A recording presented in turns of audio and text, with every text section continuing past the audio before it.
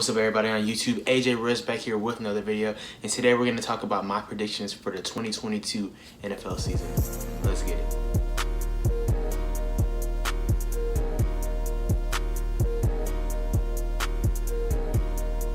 So what's up, guys? Around this time last year, I posted some different, rankings and stuff like that and predictions for the NFL season of 2021 last year, like different receiver rankings, running back rankings, quarterback rankings, all types of things.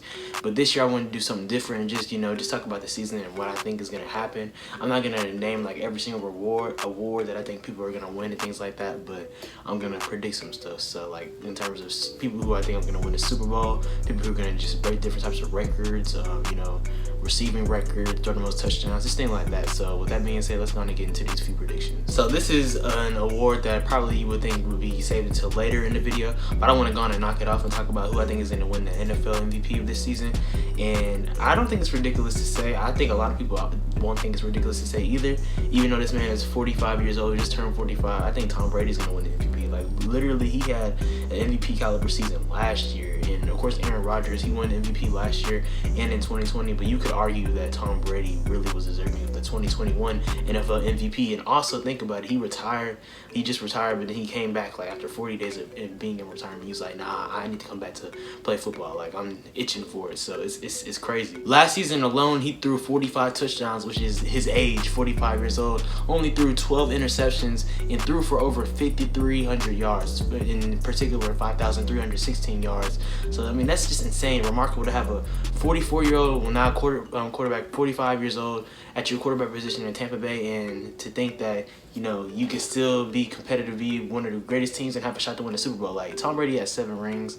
Obviously, it's unheard of. Rest in peace, Bill Russell, who just passed away, got 11 rings in basketball, but 7 rings in football. Football is different too, the wear and tear. And Tom Brady's been able to play 22 years now. He drafted in 2000. It's just insane to me. So I really think that he can win the MVP. There's of course some honorable mentions that could potentially happen, like Justin Herbert. A lot of people are high on him, and I am as well. He's a stud. He's a stud quarterback. He could win the MVP.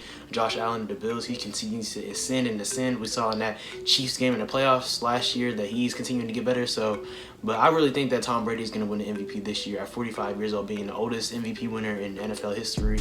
I think it's going to happen. This next little accolade isn't really a reward or award in particular, but it's just something that I think that this receiver is going to, lead the league in, potentially in 2 categories, in passing, in receiving touchdowns, and receiving yards. I think it's going to be Jamar Chase, and man, that guy is a stud, bro. Coming in his rookie year, he took off, having over 1,400 yards in his rookie year receiving, after not even playing in 2020 of a COVID year, because the last time he had played football was the 2019 season when LSU won a national championship. He didn't even play in 2020. He sat out and trained and got ready for the 2021 NFL draft. And then Jamar Chase linked up with Joe Burrow, his college teammate, last year, and just took off, having, like I said, over 1,400 receiving yards. And then he also had 13 receiving touchdowns in his rookie year. That's insane.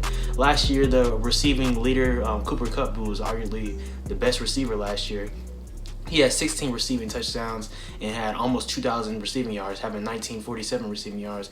I think that Jamar Chase can do something similar to that, because we saw how quick he was, and that's only his rookie year. Obviously, you can make the argument that defenses are going to have more film on him, try to attack his weaknesses and something like that, but I don't know. He's a big catch player. He makes big time plays. There's a lot of receivers in the league that does that. Justin Jefferson is another receiver like that, so he could take off as well. But I think Jamar Chase, I think he's gonna lead the league in receiving yards and receiving touchdowns. I think he could, Cooper Kupp had 16. I think he can do 16, maybe even 16, 18.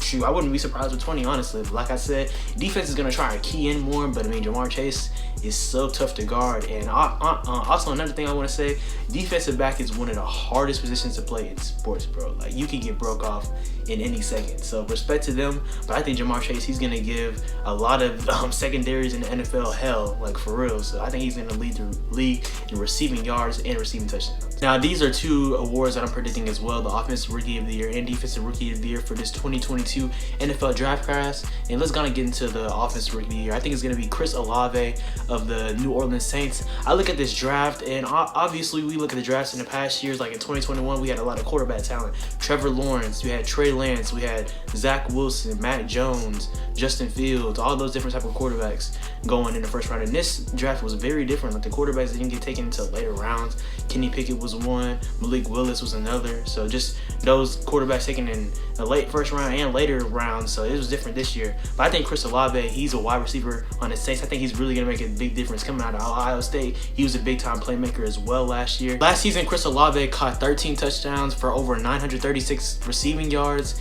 And that was only on 65 catches too. So a lot of those plays were big plays. I remember watching some games last year with Ohio State. He was making big-time plays. So I think Chris Olave, he's really going to make a huge impact and potentially win Offensive Rookie Year at the receiver position. Also, another honorable mention I want to put is Drake London of the Atlanta Falcons. He's very tough too. I remember he was in high school a few years ago. He was a two-sport athlete, hooping and playing football. Very athletic, so I think he could do some damage on the Falcons as well. It just depends on their quarterback situation. For me, I look at Chris Olave, he being paired with Jameis Winston. And Jameis Winston, I really think that he's going to thrive. He was playing really good before his injury last year. So I think that Jameis Winston passing to Chris Olave is really, they're going to set up some great opportunities for him. And I think that Chris Olave is going to win Offensive Rookie of the Year. Next up, we have Defensive Rookie of the Year, and this is a toss-up for me because you look at the top 4 to 5 picks, they were all defensive players. You had Travon Walker go #1 to the Jacksonville Jaguars, and then Aiden Hutchinson, Ahmad Sauce Gardner of the Jets, and then also you have Kayvon Thibodeau, who was also drafted to the Giants. And for me, I'm gonna pick 2 people like in terms of like who I think could potentially win, because I just can't pick one.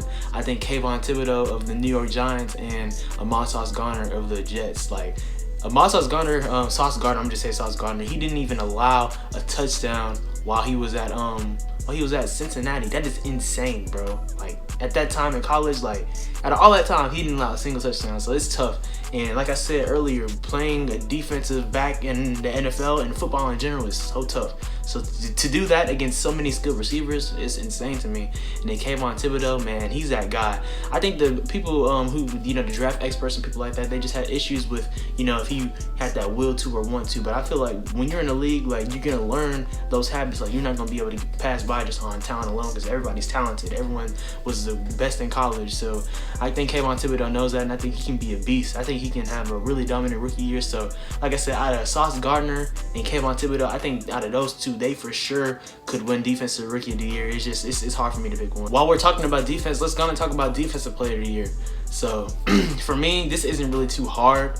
Last year, this guy was a rookie, and he was in the Defensive Player of the Year conversation as a rookie. So y'all know who I'm talking about. Micah freaking Parsons. That dude is a beast. Like oh my gosh, like he is so good. And the fact that he was a rookie last year, just dominating in so many areas, he was literally like the defensive anchor for the Dallas Cowboys. We already know the Cowboys stigma and all that goes on, but their defense was actually very improved last year. From Trayvon Diggs, getting a lot of interceptions, even though he gives up a lot of yards.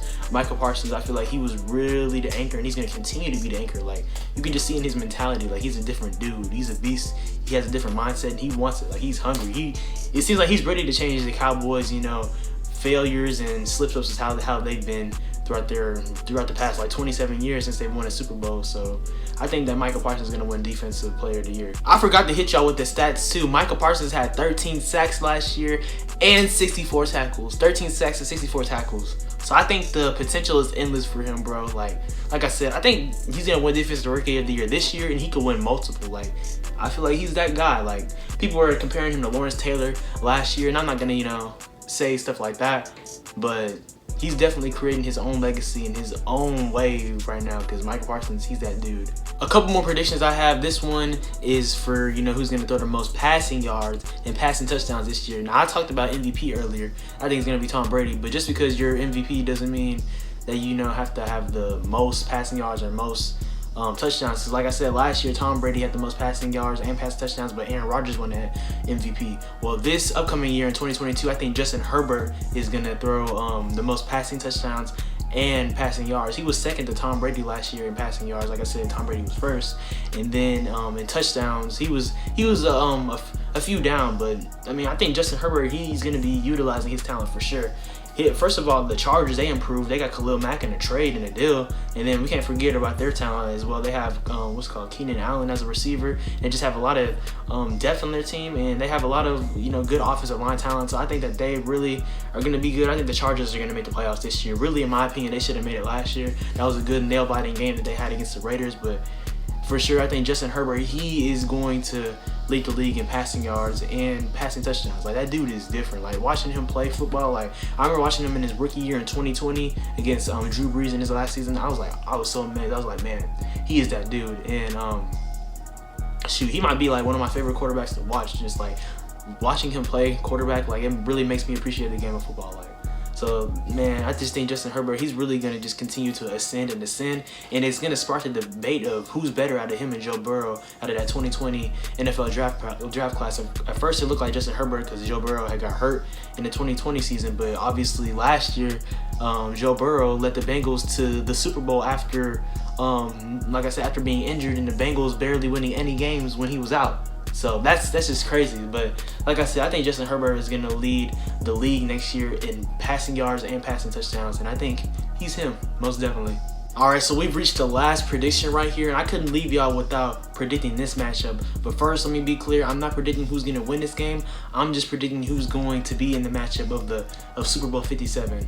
So, representing the AFC side, I have the Buffalo Bills, and representing the NFC, I have the Los Angeles Rams coming again after winning Super Bowl 56 last year. And let me explain why I have this matchup. So, in terms of the Bills, like I said, Josh Allen, he's just continuing to ascend and ascend. And I remember Jalen Ramsey, Josh Allen's rookie year, said that Josh Allen was trash. And it's ironic because Jalen Ramsey is on the Rams, and he will be playing against Josh Allen. So that would be insane to see, and I want to see that. Josh Allen also has Von Miller, who newly joined his team, who was on the Rams last year as well. So that's just going to be crazy. I just feel like this Super Bowl matchup would be insane to see. It's obviously hard for teams to get back to the to the Super Bowl. We saw the Chiefs do it in 2020 and 2021, only winning one of those two though. But I think the Rams can definitely do it because, like I said, they have Aaron Donald on the defensive end, and that dude is a beast. Matthew Stafford ascending that team, Cooper Kupp as well, who led the Triple Crown last year. So I just think that this would be an amazing matchup to see. I think Josh Allen is just going to continue to get better and better, and he's going to be an MVP candidate as well. He also has his prime time and buddy in crime, Stephon Diggs, who's an amazing receiver, top 10 to 5 receiver in the league. So hey, I think that the Buffalo Bills and the Los Angeles Rams are going to be in Super Bowl 57. It's going to be in Arizona, and I'm not predicting the matchup. But if this happens, if that matchup happens, best believe I'm going to come back to this video, refer to that, and then predict that. So if that happens, hey, I'll be so hyped. But yeah, I have the Buffalo Bills and the Los Angeles Rams in Super Bowl 57. Let me know in the comments down below what y'all think of my predictions, if you think they're accurate, if you disagree with them completely, or if you think that they're somewhat on the fence, but you would change some things. So just let me know. I think this season is going to be amazing. I'm looking forward to my fantasy draft later this month. I'm looking just forward to the NFL season coming, also college football. So yeah, I'm hyped for sure. And also shout out to my little cousin Micah. I'm playing college football at Rice. Let's go, buddy. You know the vibes, fam. But hey, love football, but I still love basketball more. But yeah, for sure, want to be a sports analyst. You see the shirt, so I just looking forward to this time of the year. I appreciate y'all watching. Make sure to like, comment, subscribe, and turn on post notifications. Follow me on Instagram and Twitter at SwaggyRuss. Also follow me on TikTok at SwaggyRuss02 for more little shorts and cooking videos and things like that. Stay tuned for more content. I appreciate y'all. Be blessed. Hope y'all summer is going well, even though school is about to start. But yeah, y'all be blessed, and I appreciate y'all.